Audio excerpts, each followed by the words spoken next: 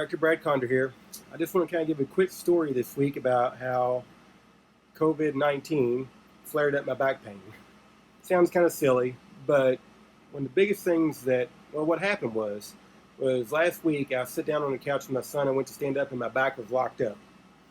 I've had back pain in the past. I've told a lot of stories to some of my other patients about why I've had back pain and how I had to take care of it on my own, which I usually do really well. I take all my own advice typically, exercise, movement. Still need to do some better things like we all do, but for the most part, I've been able to take care of it with ice, conservative means, and did pretty well. I, like everybody else, have flare-ups. So what happened is I went to stand up from just sitting on the couch for no more than 30 seconds, and my back was locked up. No pain down my legs at that time, thankfully, but I couldn't hardly stand upright. So what I do, I went and got some ice, sat on that for about 15 minutes, felt a lot better, got up, got on the floor, did my exercises, fed them some ice again about 2 hours later. Next morning, felt a little stiff, did all my exercises, and next day I was fine.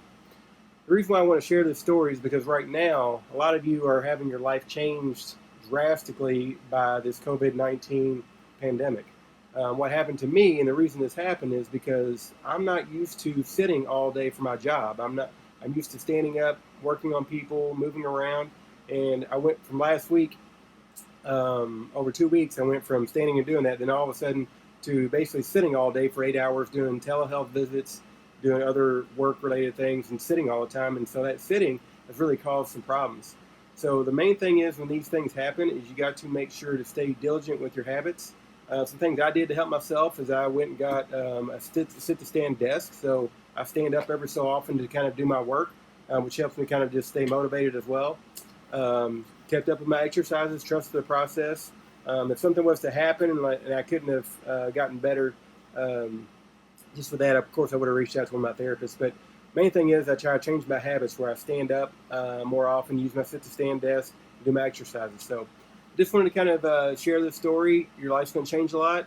Little things go a long way to kind of cause some of these issues, to kind of be cognizant of what those problems are so we can fix them if we need to talk to you.